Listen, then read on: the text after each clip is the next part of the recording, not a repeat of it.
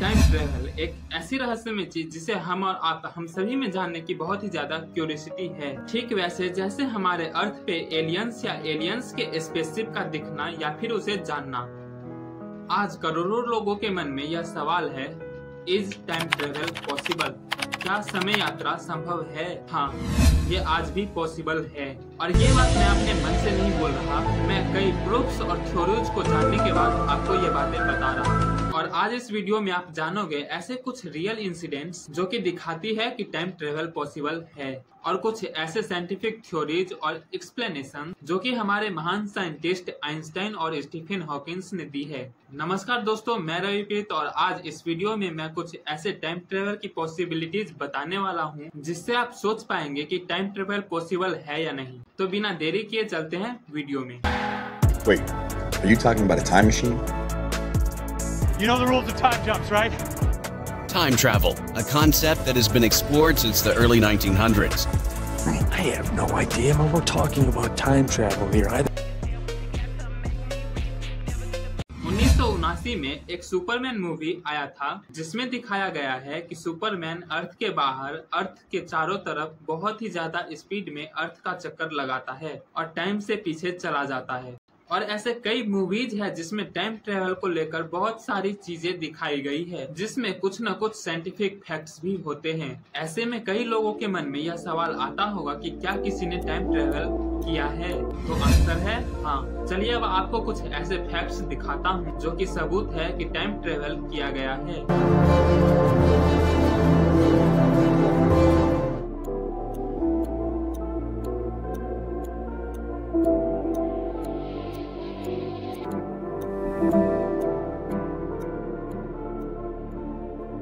यह एक military experiment था जिसे यूएस नेवी ने फिलाडेल्फिया के समुद्र में 28 अक्टूबर 1943 में यह एक्सपेरिमेंट किया गया था। पर इस एक्सपेरिमेंट ने सभी के होश उड़ा दिए क्योंकि यूएस नेवी का एक लड़ाकू जहाज यूएस एल्ड्राइड्स DE-173 समुद्र में अचानक गायब हो गया और उसी वक्त उस जहाज को नॉर्फेड मर्जीना में देखा गया। वैसे तो ये एक्सपेरिमेंट इसलिए किया जा रहा था ताकि जहाज को दुश्मनों के रडार से बचाया जा सके। किसी कारण से टाइम ट्रेवल कर गया, पर उसमें भी सबसे ज्यादा चौंका देने वाला सच ये है कि जब जहाज के अंदर देखा गया तो जहाज में मौजूद लोगों के शरीर के अंग जहाज में फंसे हुए थे, मानो टाइम ट्रेवल के दौरान उनके शरीर के हिस्से जहाज में फंस गए हो। और कुछ लोग तो जहाज से गायब भी थे जिनका पता आज तक नहीं चल पाया। आपने फेमस मूवी चार्ली चैपलिन जरूर देखी होगी। इस मूवी के शूट के दौरान एक ऐसी फोटोज सामने आई जिसमें एक महिला सेलफोन से बात करते हुए नजर आई थी। उस टाइम इस महिला पर ध्यान नहीं दिया गया, लेकिन बाद में जब वीडियो पर गौर किया गया तब पता चला कि ये महिला सेलफोन पर बात कर रही थी।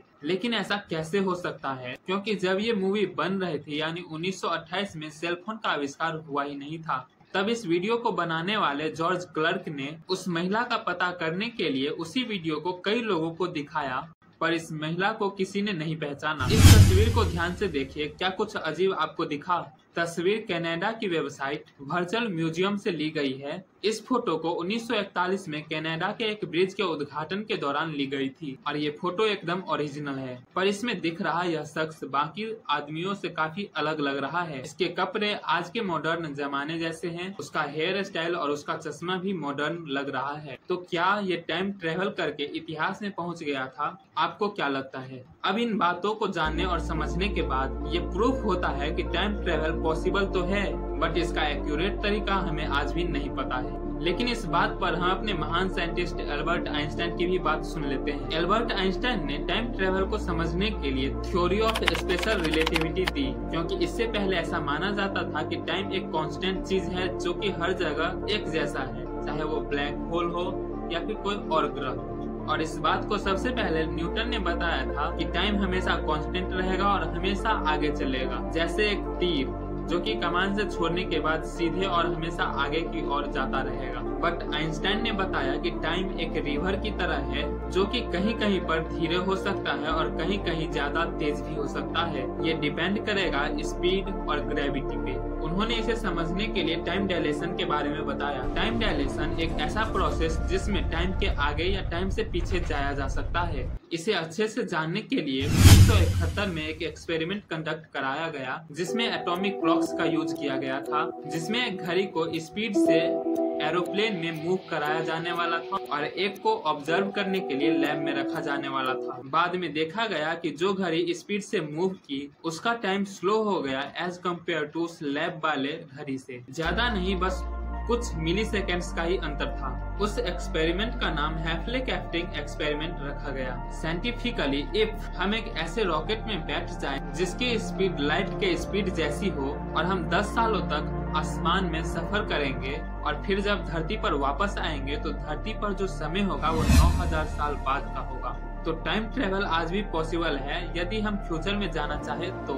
साइंटिफिकली अभी फ्यूचर में जाना पॉसिबल तो है, लेकिन प्रॉब्लम ये है कि लाइट के स्पीड जैसा चलने वाला कोई भी एयरक्राफ्ट हमारे पास नहीं है। बट शायद आने वाले समय में टेक्नोलॉजी आगे बढ़े और हो सकता है कि हम लोग लाइट के स्पीड से ट्रेवल करके टाइम ट्रेवल कर सके।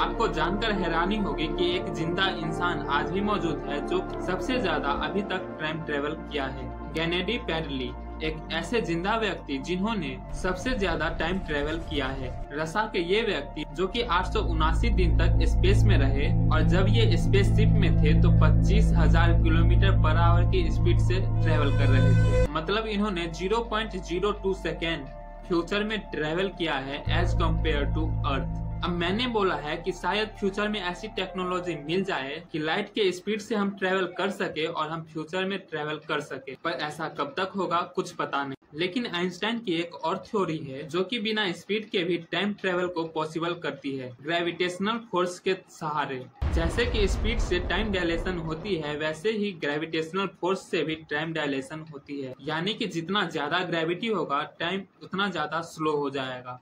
एग्जाम्पल के तौर पर यदि फ्यूचर में टाइम ट्रेवल करना है तो आपको कुछ समय जुपिटर के पास बिताना होगा या फिर किसी ऐसे जगह पर जिसका ग्रेविटेशनल फोर्स अर्थ के कंपैरिजन में ज्यादा हो, जिससे वहां पर टाइम स्लो हो जाएगा और आप जब वहां पर रुकोगे तो अर्थ पर कुछ ज्यादा ही टाइम आगे चले जाएगा और फिर जब आप अर्थ पर आओगे तो आप फ्यूचर में रहोगे। इसी चीज को एक इनस्टेलर मूवी में दिखाया गया है जिसमें एक आदमी किसी ब्लैक होल के पास वाले नजदीक के प्लेनेट पर रुकता है। वहाँ का 1 घंटा अर्थ के 1 साल के बराबर होता है, नजदीक में ब्लैक होल के होने के वजह से। हाँ, ऐसा साइंटिफिकली रियल में भी हो सकता है। बस दिक्कत ये है कि ब्लैक होल के इतने ज्यादा पास कोई जिंदा रह भी सकेगा कि नहीं कुछ पता नहीं है। अब टाइम ट्रेवल की मैंने 2 पॉसिबिलिटीज फ्यूचर में ट्रेवल करने के लिए बताई। पहला स्पीड की हेल्प से और दूसरा ग्रेविटेशनल फोर्स की वजह से। इसी टाइम ट्रेवल के लिए नासा एक स्टैटिक चैम्बर का निर्माण कर रहा है जिसमें एस्ट्रोनॉट को माइल्ड हाइपोथर्मिया में रखा जाएगा, जिसमें एस्ट्रोनॉट्स लगातार 2 हफ्तों तक सोते रहेंगे। मतलब उस स्टैटिक चैम्बर में हाइबरनेशन कर सकेंगे। मतलब इस चैम्बर में बॉडी ठंडा रहेगा, बॉडी का केमिकल प्रोसेस भी स्लो हो जाएगा, इससे एनर्जी भी कंजर्व स्लो हो जाएगा। एक एक्सीडेंट में जापान का सिविल सर्वेंट किसी वजह से हाइबरनेट कर जाती है और बॉडी टेम्परेचर 22 डिग्री सेल्सियस तक चला जाता है। वैसे तो इतने टेम्परेचर में इंसान का जीवित रहना मुश्किल है, पर किसी मिरेकल के वजह से वह जिंदा रहा और खुद को ठीक भी कर पाया। साइंटिस्टों ने बताया कि इसके बॉडी ऑर्गन्स स्लो हो गई थी, माइंड प्रोसेस भी स्लो हो गया था, जिससे वह हाइबरनेट कर गया। और शायद नासा भी इसी चीज को ट्राई कर रही है। अभी तक हमने जितनी भी बातें की वो प्रूफ करती है कि टाइम ट्रेवल पॉसिबल है फ्यूचर में।